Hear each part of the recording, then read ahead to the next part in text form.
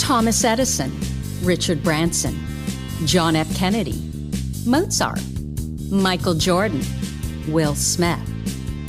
That sounds like a list of highly successful titans in a variety of vocations. Why is it that we rarely hear that they have or had ADHD? And you know what we hear even less about? Serena Williams, Emma Watson, Mel Robbins, Whoopi Goldberg, Agatha Christie, Erin Brockovich, Cher. Yeah, the successful women navigating ADHD. And that's exactly why I started this podcast, ADHD for Smartass Women. I'm your host, Tracy Otsuka. I'm a lawyer, not a doctor, a lifelong student, now a coach. I'm also the creator of Your ADHD Brain is A-OK, a system that helps people like you figure out what they should do with their life. And we're here today to talk ADHD, your strengths, your symptoms, your workarounds, and how you proudly stand out instead of trying to fit in. I credit my ADHD for some of my greatest gifts. And you know what? I spy a happier life for you too. So without further ado, a shiny new episode is starting now. Hello, I am Tracy Otsuka, and I wanted to welcome you to episode 105 of ADHD for Smartass Women. In this episode, I am going to introduce you to Mikayla Kee. Mikayla contacted me a few months ago and told me that she was a collegiate athlete at the Evergreen State College in Washington State. And she told me that she would be the perfect candidate for our podcast because, number one, she had not seen an episode of this podcast or heard an episode of this podcast about athletics and sports and education. And she felt that many in the ADHD community either are or were athletes at some point in their life.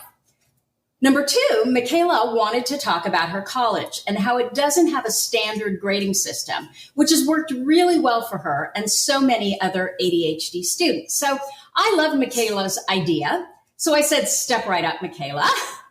And that is why she's here. So Mikayla is currently a senior. She's finishing her bachelor's degree. She's going to be going into a master's in teaching program after that. She volunteers as a para-educator at a local elementary school. I'm going to have to ask her what a para-educator even is. And of course, in true ADHD fashion, Mikayla has been doing all this while working as a semi-professional soccer player for the past 3 years. Mikayla, welcome. Thank you so much, Tracy. I'm excited to be here. Absolutely. So did I get all that right? From what I heard, yes, I think so. You weren't listening, were you, Mikayla? You were thinking about what you're going to say. So, Mikayla, can we talk about your ADHD first? Yes, of course. So I want to know, when were you diagnosed? I was officially diagnosed the year after I dropped out of the university. So tell me how old you are now, just to kind of get a... I'm 21. I did 2 years of college in high school. What do you mean you did 2 years of college in high school? It's called Running Start. And for my junior and senior year of high school, I could travel to the local community college and get my associate's degree. So that's what I did. So that was awesome for me. But I got my diagnosis at 19 and my official diagnosis. But right after I came home and I told my parents, after my therapist was like, I think you have ADHD. I was like, Mom, I think I have ADHD. And she was like, you do? And I was like, what? You knew? And she was like, yeah, of course. And I was like, what? How did I not know? Like, what? And did she know because she had just done some reading on it? Or had you been diagnosed before, which tends to happen to a lot of us? We're diagnosed and either we don't remember or our parents didn't tell us. I don't know if I was diagnosed before. I might have been by my doctor, but my mom just didn't decide to keep that, I guess, label on me. because she thought like maybe I'd grow out of it, I guess. I don't know. But there was definitely like now talking to her after, like there's definitely so many signs that I had ADHD and ADD. Okay.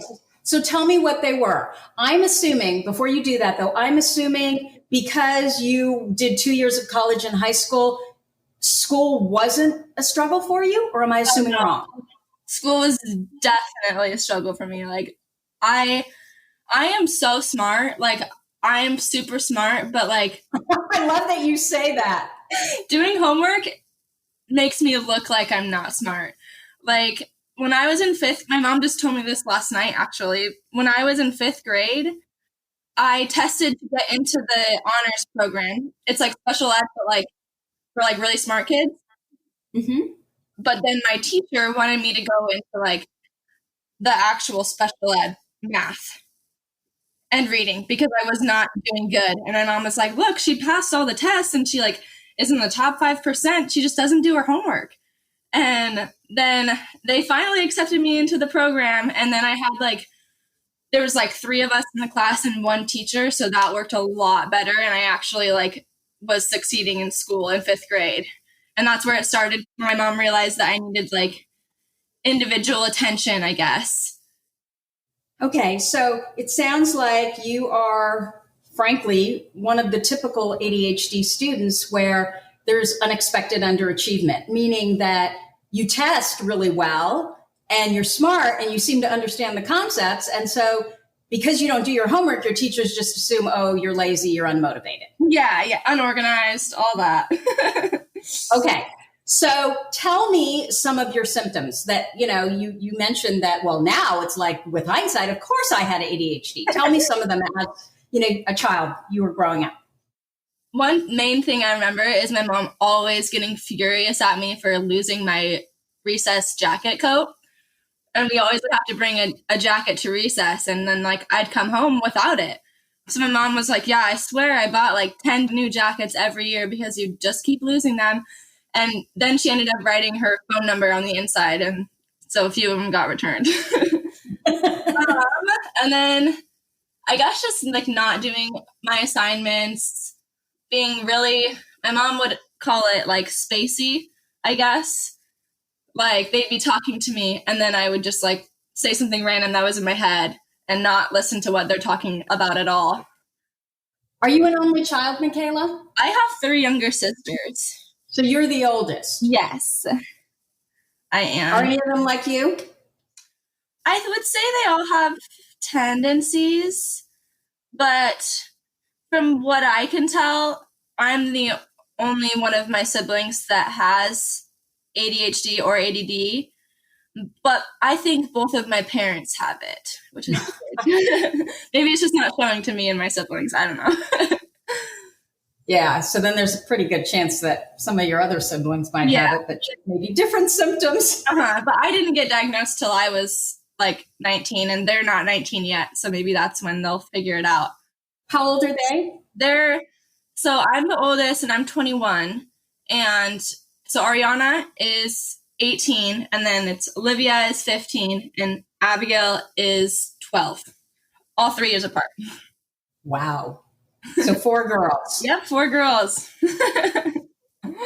That actually sounds like a lot of fun. It's the best. So I'm wondering, in school, were there any social challenges as far as grade school?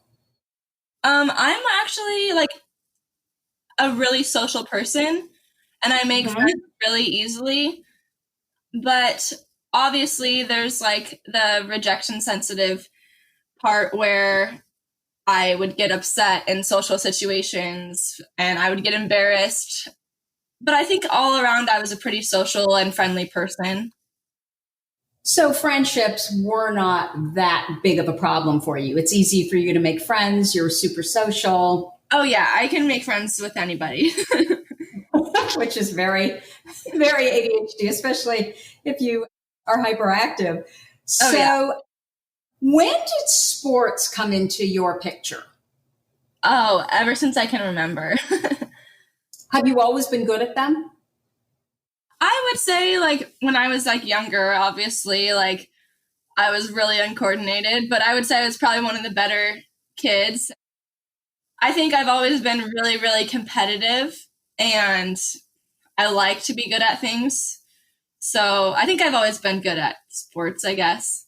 Not all sports, but soccer, definitely. I struggled with baseball a lot. My dad said I was just the kid in the outfield picking the flowers in the field. Yeah, I think that is the worst sport if you have ADHD, unless you're a pitcher.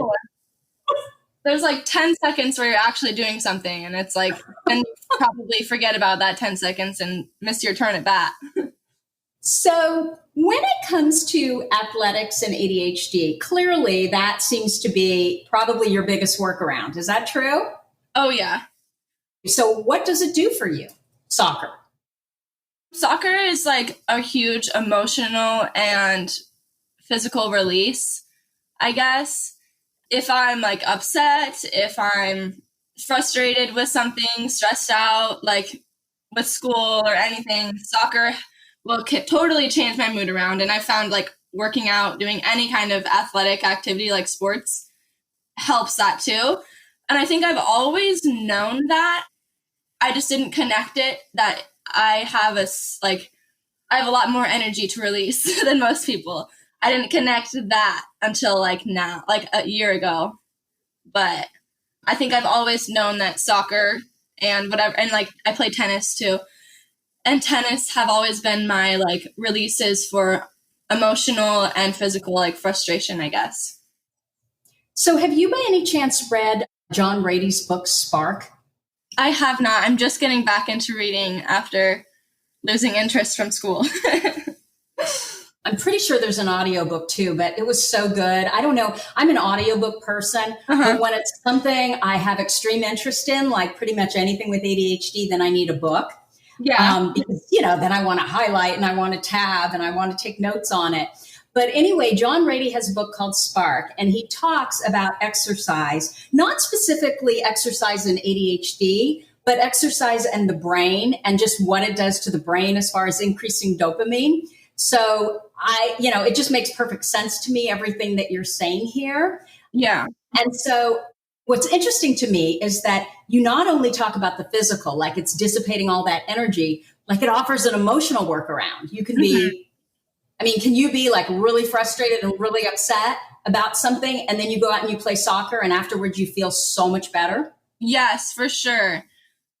When I was in high school, and like before COVID, there wasn't a day that I wasn't playing soccer or playing sports, just because I'm a very emotional person. And if I were to not get that energy out, it would turn into like emotional frustration. So I think soccer has definitely helped a lot. So when you say you're a very emotional person, what does that mean to you? My parents have always called me like sensitive and empathetic. So whether it's like my problems or somebody else's problems, I'm very emotional about things. My soccer coach in high school actually told me that if I wanted to continue being a leader on the team and being captain, that I would have to get control of my emotions, which obviously did not go over well, which made my emotions worse. But I think that shows that it was hard because I'm trying to get my emotions out in soccer, but then like I'm told like in order to be good at soccer, you can't have emotions. And it's like, what? Like I'm so confused. Like I play soccer because I'm so like into soccer, because I'm so emotional, and I have this emotional connection with soccer because it helps me through like frustrations and energy and everything in like life. So to be told like that I'm too emotional and I can't be a leader on the team because I'm emotional was like really hard. That is so interesting. So I'm really curious. I mean, you're playing semi-pro soccer now. You must have been able to get control over your emotions. So how did you do it?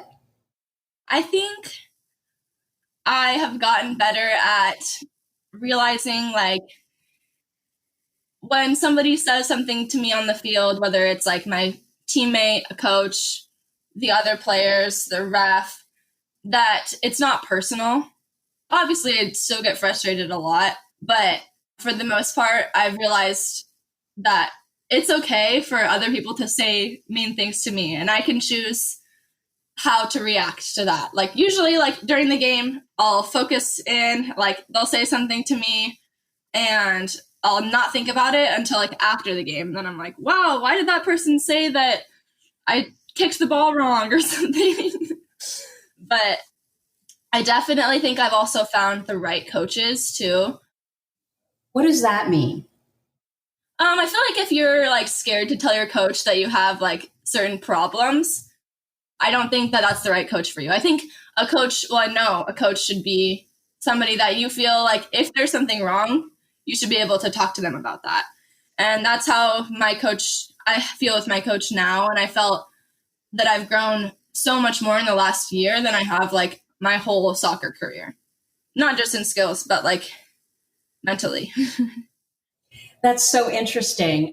You know, what we say all the time is in order to be really successful with ADHD, obviously your primary relationship is super important, but then also your environment. So what you're doing and who you're doing it with. And that's exactly what you're saying here. Yeah. I feel safe, I guess. I'm not as emotionally sporadic if I feel safe because I'm not on edge, you know? Yeah, totally. So is that why when you said that you were going to a therapist and your therapist was the one who said, hey, Mikayla, I think it's ADHD. Is that what you were going to therapy for, was the kind of emotional dysregulation? Yeah, I think because that was right after. So I went to college at a university in Utah and for a year. And it was like really, really hard because it was like traditional school. I was taking 6 classes, some online, and it was just so hard going from high school to junior college level classes because I already had 2 years of college. So I was just going straight into junior year of college. And so I was really overwhelmed and I was not doing good in school. I was emotionally like unstable because I had no like direction of self. I thought I was failing at life because I couldn't pass physics or whatever. And then I was like, Mom, I think I need to see it because I had an emotional support animal. So I knew like something was wrong. And I thought it was my fault. And I was like, maybe a therapist will help me figure out my stuff, you know, get everything together. And then he was like, after talking to you for 15 minutes, like I'm 99% sure you have ADHD. Well, and that's a really good therapist that he recognized that this is pretty typical for those of us with ADHD, where the first year in college, if it's not a struggle, it's a total bust. And I can see, because not only are you worrying about school, right, but then you've got to get yourself clothed and fed and in bed at the right time and, you know, your laundry done. It makes sense. There's just so much to manage. Mm-hmm. There's a lot more distractions at college. And I can also understand that here you are, you know how smart you are, and your confidence must have been totally shaken. Oh, yeah. Yeah, I thought I was like the worst person in the whole world. I was like, why is this not working for me? Like, it worked in high school. Like, I was able to get by. Like, I know I didn't put in everything, but I was able to get by. But now I can't get by. Like, what's going on? So, were you playing soccer at this school in Utah? No, I got medically disqualified, actually. So, Oh, Mikayla. So do you think there was a connection there, perhaps? I think so, definitely. You know, I can't remember who I was speaking with. It was also a young woman. She's from the UK. She does, I don't know if it's cage fighting or kickboxing, one of those two. And it was the same thing with her, where I can't remember if she was running or she was actually working, you know, doing kickboxing. Martial arts. It was martial arts. And that was her thing all the way through high school. And then her first year of college, she wasn't able to do it. And it was a similar thing where the whole year just fell apart. Yeah, definitely. So not only do you have all of this new stuff that you have to do for yourself without, you know, parents providing the structure, but then on top of it, you're losing your one workaround that is just key, which is your athletics, your soccer. Exactly. Yeah. I think that was the hardest part. And I didn't realize that was the hardest part, because like if I knew that would help it, I probably would have like found a local like recreational team to play on, because I wasn't at the health level of college soccer. Mm. If I could have probably done it, but my doctor was like, you might like ruin your whole body in 1 year. And I'm like, okay, that's not worth it. Like I have a whole life. But I wish that I would have realized like, oh, go outside and walk. Like that's the same kind of like dopamine release, or like maybe run a little bit I just needed that outlet and I could not find it. But you were also probably thinking, oh my God, I'm not doing well in school. I don't have time to do this stuff. I need to study more, right? Yeah, which studying was so hard for me. So what happened then? You decided to come home after that first year? Well, like the school year ended and I went home for the summer, and my dad wanted me to do online classes to make up for the classes that I didn't do good in. Mm-hmm. And I was like, okay, like that's probably not going to work, because the online classes were the ones that I didn't do very good in, you know? So I did that. He basically like strung me along the whole year, helped me out, helped me do all of my assignments, was basically my school manager. And I did good. Like I did okay. Like, but then I think that was the point where he realized like, oh, maybe school is not working for Mikayla right now. Like maybe she should be taking a break, because I was like an emotional wreck from feeling like a failure, like from that year. So I took a break for a little bit. That was the summer. And then in that November, I got asked by one of the local competitive club coaches, hey, do you want to coach for this club? And I was like, are you kidding me? Like, what?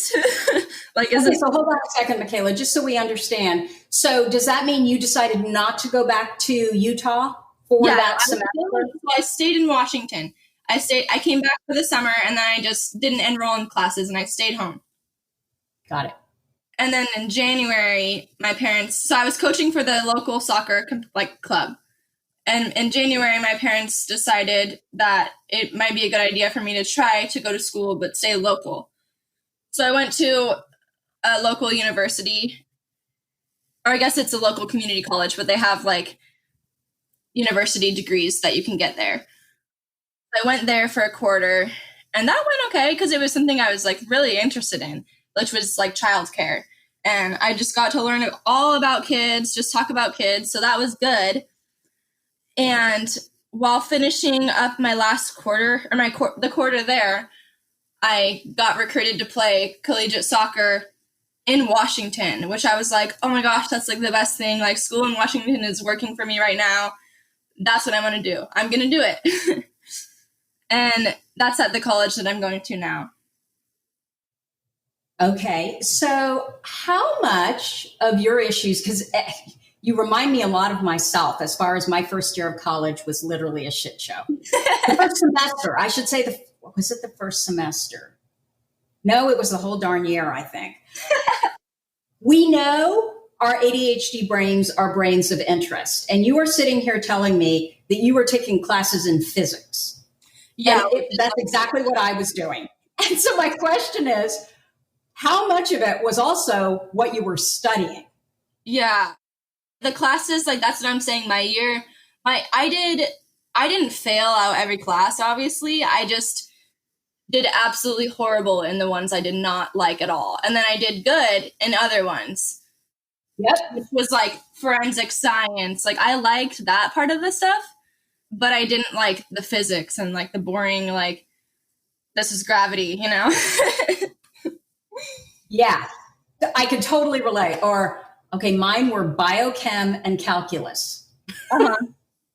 I still don't think I could take those classes. So it makes so much sense that if you've got no interest and then you've got all these other things and no soccer, yeah, it makes complete sense to me. Exactly. And I was like away from all of my family too. So I didn't have like, yeah, I got an emotional support dog and he helped a lot. What kind of dog? Oh, he's a rescue. He's a Pomeranian. Oh, a little one. He's the best in the whole world. Oh. So tell me, what about Evergreen College works so well for your ADHD brain? Because it sounds like you did find the right fit in college. And so what specifically is your major? Did I say it at the beginning and I've forgotten? So I started out with criminal justice and forensic science at the other university. And then I came home and realized like I am super good with kids. I love working with kids. And so I decided to switch my major to elementary teaching. Uh-huh. And how did your grades do after that? They're doing way better. So the way Evergreen works is, so I went from taking 6 classes at a university in Utah to taking 1 class with 2 professors for 16 credits. Wow. So instead of taking 6 classes to get like 16 or 18 credits in Utah, I was able to take 1 class with 2 teachers and still get like the same amount of credits. And the way it works is if the class is about teaching, there'll be like 1 teacher that focuses on how how kids' brains work. And then 1 teacher will be focusing on how you should teach. Like each professor has a different focus and they're bringing different things to the table, but they work together. So you're not getting an overload of work and they know exactly what you're doing in your like other credits of time, you know? And it's a lot easier for me to organize because I have 1 class, 1 place I go to look at my grades and my assignments. It's not 6 different classes at 6 different times. It's so much easier for my brain to manage. So can I ask you, you're taking 1 class, where do you go? And are you literally sitting there for 4 hours a day? Like, how does all that work? So I'm going half-time right now, so I'm not taking full credits. But when I was taking full credits, it was 3 days a week, and I would go from 9 to 2, Monday, Tuesday, Wednesday. So it wasn't like an overload and we'd have breaks and lunch and everything. And the teachers there are so good at like making sure that you're not getting overloaded. And I feel comfortable talking to my teachers like, hey, like I'm going to be like coloring during class, but I'm listening, you know, like I'm going to be doing something, but that's helping me listen to you. Because if I sit here, I will space out and not know what you're talking about. And then my teacher, she actually gave me like a beaded project to do during class to like stimulate my brain and help me like stay focused and learn. So that's 5 hours of lecture though. You're not bored out of your gourd? It's not all lecture. It's like interactive things too. Like we'll like get in groups and do like art projects. And so I was in Indigenous people class, and so we did a lot of Indigenous art, which was so awesome for my brain. Because if we were even doing lectures, I was able to do that art during the lectures. And if I needed a break, like a brain break, I could literally just walk out of the class and walk outside for a few minutes and come back. And my teacher would understand because Evergreen is so good at working with the students. Like everybody there is just like most teachers that I've had are open with, I want you to succeed. Like I want to do everything that you like to help you succeed. So if I had any kind of problem, I felt comfortable enough talking to them about it. So is Evergreen College, Mikayla, is it a college that specializes in learning differences, or was it just this program since it's about education? I don't think it specializes in students that need extra help. I think it's a liberal arts college, so I think they just are very good at just working with the students. It's like there's so many students that work on campus to have jobs. They're just a student-based university. Their job there is not to make money. They're trying to actually give the kids education. And so they look at the students and realize not everybody learns the same way. Yeah, and I think it's also that I've had the blessing of having good teachers, because I know not all teachers there would let me walk out of class during their lecture. Like that's really, really disrespectful for some teachers. But I worked with the counselor there to find a teacher that would work with me. And so far it's worked awesome. Like I would not change my experience there. Explain how it works at Evergreen. You had mentioned something to me about how if you're not doing well in a class, that the professor has the ability to just change the number of units that you get credit for. How does that work? Okay, so if you're going full-time and you're taking a full-time class, so I attempted 16 credits. If I am not doing the full work in that class and the teacher feels I'm not doing that full work, instead of give me a C or a B or an F, they'll give me 8, 10, or 12 credits instead of 16. So I still get credit for that class, and I still did that class, and I'm still working towards my degree, but I don't have to like redo that class because I learned 8 credits out of 16. You know, does that make sense? Yeah, so if you're not doing well, instead of flunking you from the class and then you have to go find other units somewhere else and you don't get any of them, they will just reduce your number of units by how much work they think that you should get credit for. Yeah. And or shouldn't get credit for, I guess. At the end of the quarter, you have an individual meeting with the teacher, and they talk to you about your work, and they'll write a report on you. So it's really awesome for jobs because the jobs will literally see, oh, Mikayla's really good at this, this, and this, and she's struggling a little bit with this, but she's working really hard at blah, blah, blah, blah, blah, you know? So it's like an individual, like, assessment. Got it. So when you go to do your master's program, are you going to do it at Evergreen or are you going somewhere else? Yes, I'm going to do it at Evergreen. They have a master's in teaching program that I'm going to do. What was it called? A master's in teaching. Oh, so that's right. You told me. Yeah, I always tell my family that I'm going into the MIT program. And so what do you want to do? I want to be a kindergarten teacher. Oh, that's awesome. I think that ADHD people make the best teachers because they're so creative and they understand, right? That not everybody learns the same way. Yes. And so tell me, what are you planning on doing with your soccer? Well, right now I'm still playing collegiately, and I'll be able to do that through my master's degree.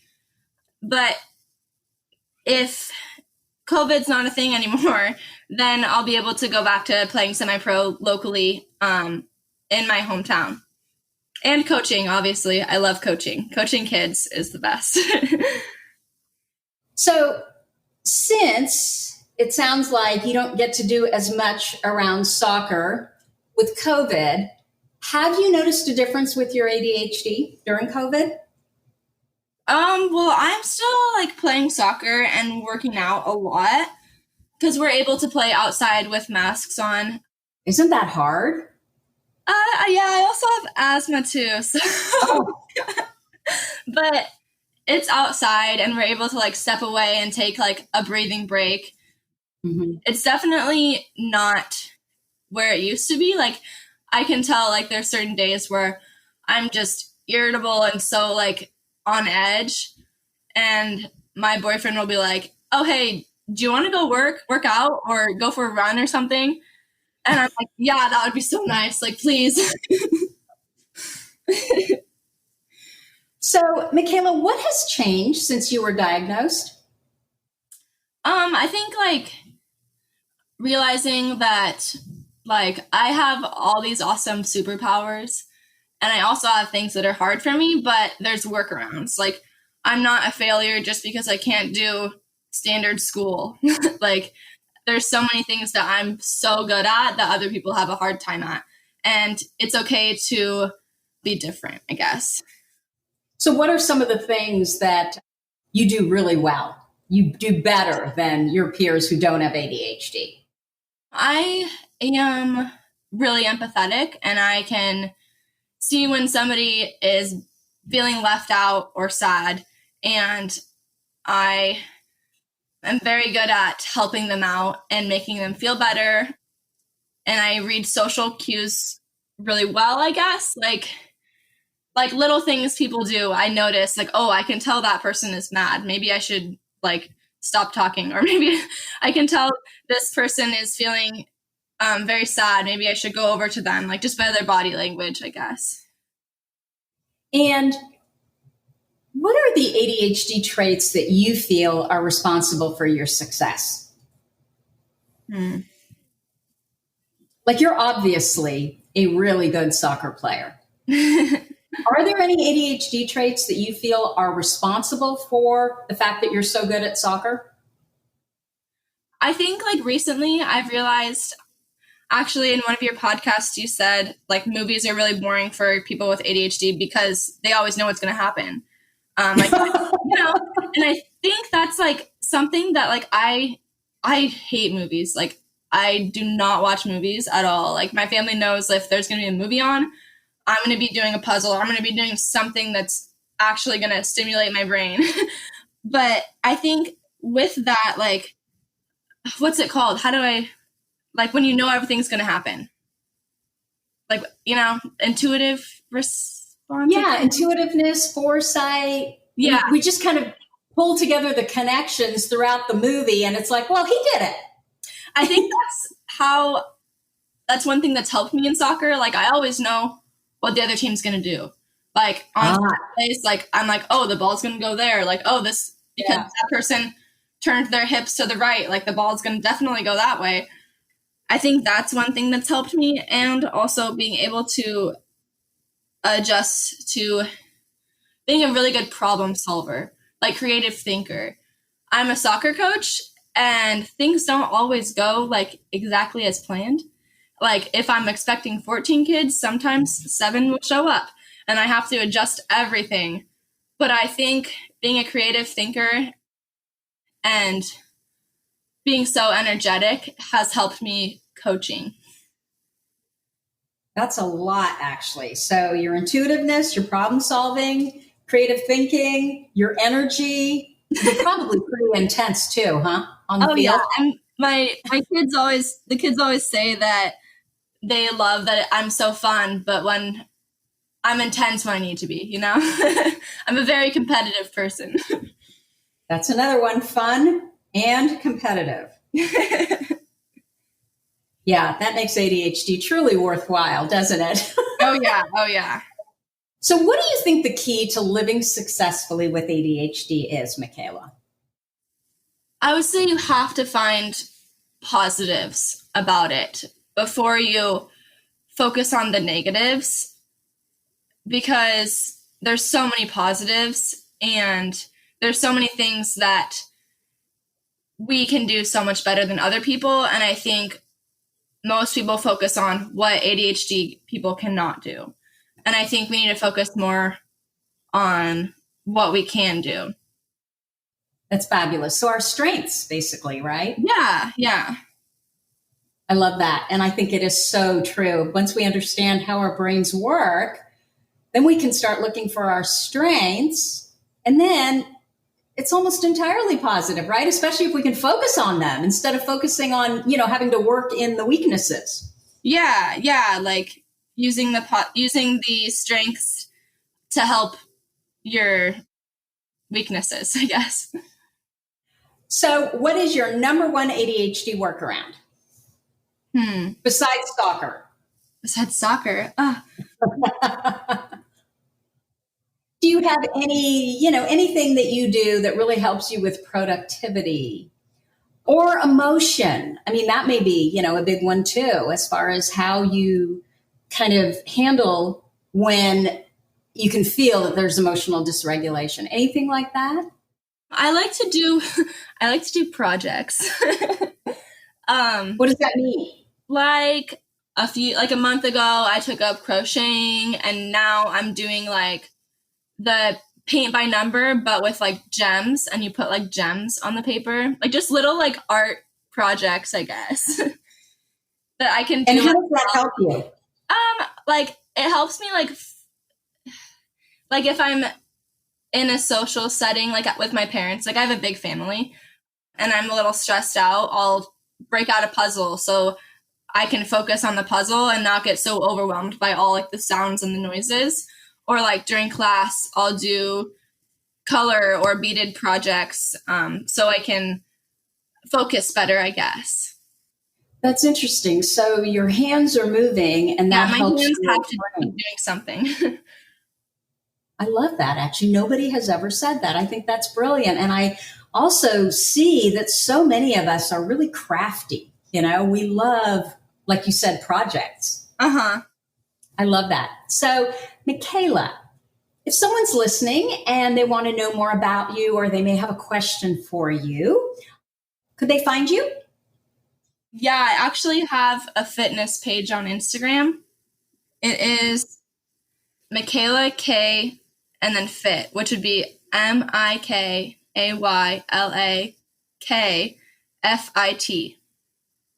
Okay, so it's at Mikayla Kee Fit. Yes. Okay, I'm going to look for that, and then I will pop that into the show notes. So, Mikayla, thank you so much for spending time with us here today. That was super fun. And I'm just delighted to have young women come on, because I think that if we can get them to realize that there's nothing broken with them, as long as they go and they find out what their strengths are and they focus on them, and hearing it from someone young who has basically walked that path, I just think it's so helpful, because the sooner we can figure out that, oh, it is ADHD and these are our strengths, then the more life we have to live in that instead of living in our weaknesses. So thank you so much. Thank you. Absolutely. So that is what I have for you for this week. If you like this episode with Mikayla, please let us know by leaving us a review. Our goal is to change the conversation around ADHD, helping as many women as we possibly can learn how their ADHD brains work so that they too may discover their amazing strengths. And you know what? Your reviews really help in that regard. So if you have a comment, a guest you'd like me to interview, or a topic idea for this podcast, you can go to my website at tracyotsuka.com and leave me an audio message, or reach out to me at tracy@tracyotsuka.com. Of course, that's my email. Thank you so much for listening, and I will see you here next week. You've been listening to the ADHD for Smartass Women podcast. I'm your host, Tracy Otsuka, and we're available on iTunes, Stitcher, Spotify, and Google Podcasts. Not coincidentally, ADHD for Smartass Women, it's also the name of our free Facebook group. We're a totally smartass community of successful, ambitious women who share our ADHD wins, questions, and workarounds. Join us at tracyotsuka.com, where you can also find more information on our Your ADHD Brain is A-OK system. I spy a happier life for us, and I'll see you again next week.